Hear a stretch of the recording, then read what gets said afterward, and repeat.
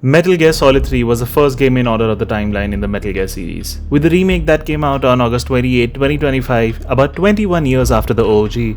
Before I dive into the game, I'll do a quick recap of the story, so fair spoiler warning.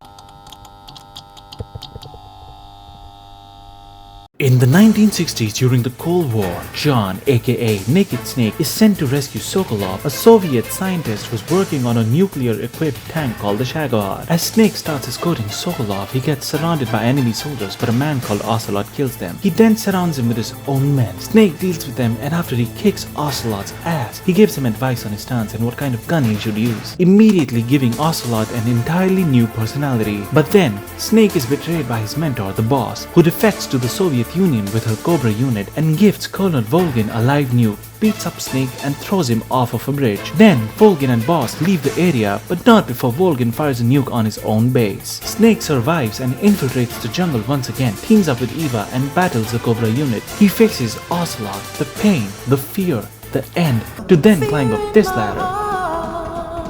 Then faces the Fury and then gets captured, tortured, and finds out that Volgin has the Philosopher's Legacy, a film containing $100 billion, something he had no way of knowing otherwise before the Electric Man tells him. Snake then breaks out of the cell and then faces the Sorrow, then fights Volgin, the Shagohod, Volgin and the Shagohod, and finally the boss. Eva and Snake then fly off into the sunset, but Ocelot intervenes, wanting a final showdown with Naked Snake. Eventually, he fucks off to do his own thing. Eva and Snake do the boom boom shakadoom, and Snake wakes up alone with the tape where Eva reveals that she was actually a triple agent working for China all along. She also tells him how the defection of the boss was actually a sham. Naked Snake, now feeling betrayed, earns the title of the Big Boss, emotionally salutes the boss, and that is the story of Metal Gear Solid Delta, Snake Eater. The narrative blends goofy over-the-top moments but also builds intense drama. For example, Volgin will grabs Raikov's crotch to greet him, and don't we all want to greet our partners like that? But as soon as he figures out it's actually Snake, he gives him a brutal beatdown which really makes you feel for him for a moment. Then there's an emotional moment before Snake shoots the boss, which is immediately followed by this goofy ass moment of Ocelot interfering in Snake's and Eva's escape. The story is fast paced, doesn't beat around the bush, except for the backstory which can drag on for a little long, but it is really enjoyable. Like a true James Bond movie, it starts off as a spy thriller with a major dramatic moment, but goes back to the theme and then goes back to a major dramatic moment. It fulfilled my wish of a story that can blend elements together well while still ending on a dramatic high note. There are a lot of goofy moments in the story, like Ocelot suspecting Eva after groping her when Snake is being tortured. In the first interaction, Ocelot also falls in love with Snake and spinning revolvers, and this scene. It's so hard. Oh. You know, I've been trained to do this kind of thing myself. Handle it. Okay.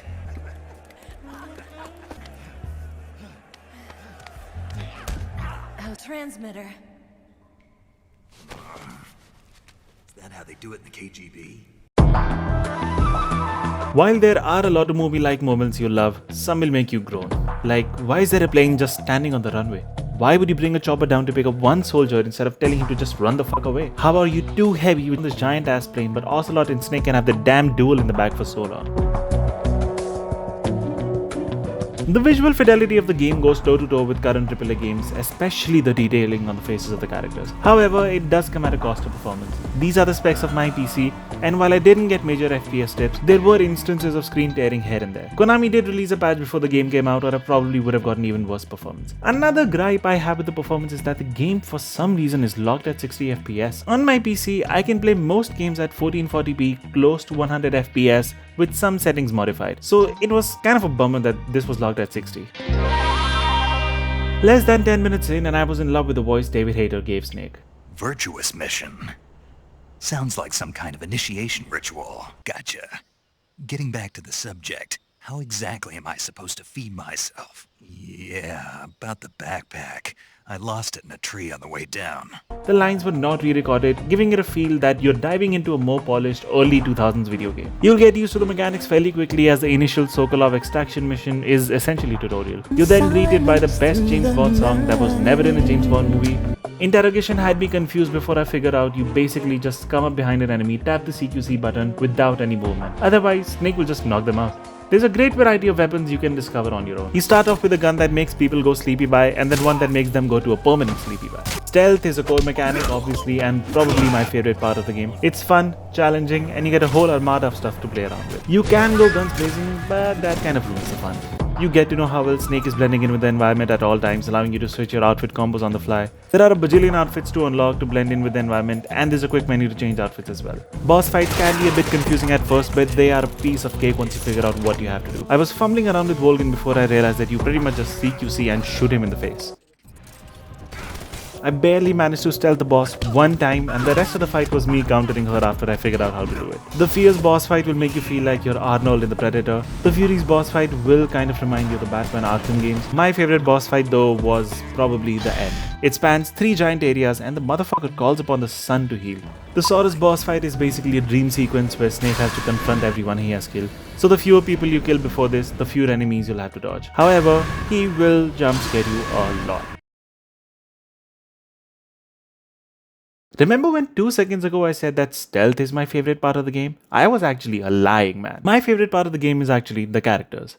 Nicky Jakey in his video about The Last of Us 2 talks about the goopy goblin gamer brain which needs to be satisfied by particular elements in the game. The goopy goblin in my brain was satisfied by the character. Everyone is very unique and leaves a lasting impression. Ocelot has the cutest and probably the most accurate meows to not come from an actual cat.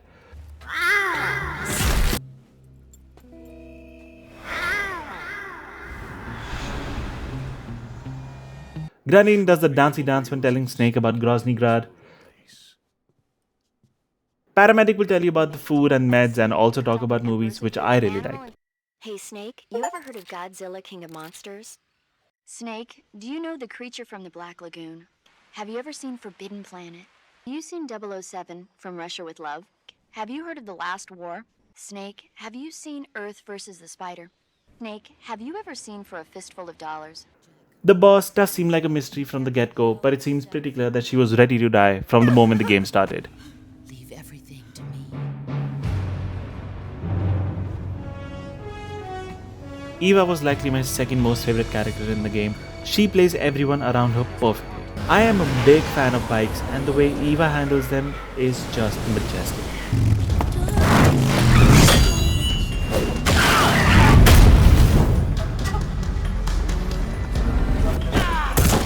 And although she seems like your cliche over-sexualized Bond girl at first, it all comes crashing down the moment the truth is revealed. Republic of China for the General HQ 2nd Department of the People's Liberation Army.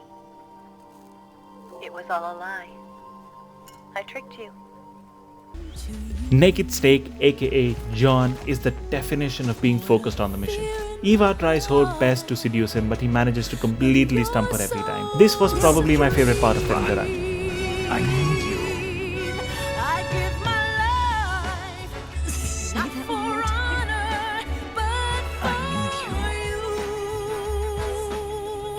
Fly the wig by myself. In my time, there'll be no one else.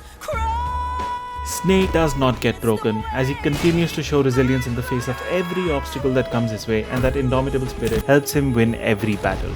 Even after the eventual reveal that he has gotten betrayed by his country and the girl he had come to adore, Snake continues to stand tall, becoming the big boss.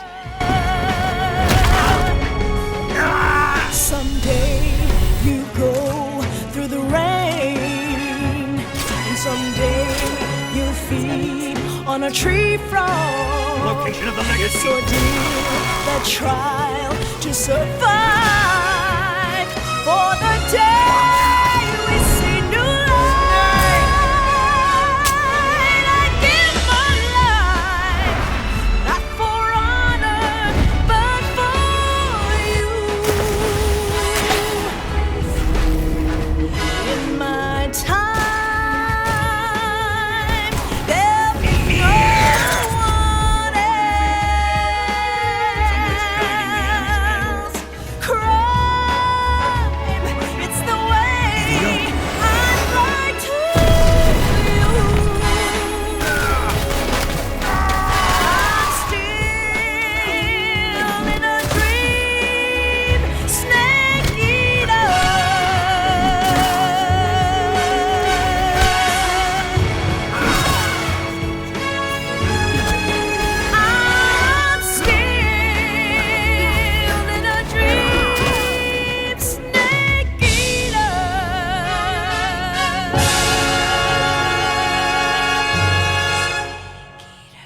All in all, I would rate the game an 8 out of 10, highly recommend, and I can't wait for the remakes of other titles in the series. I kinda want to continue playing as the big boss, so I would like a remake of Peace Walker, but I would be fine if they decided to make a remake of Metal Gear 1 as well.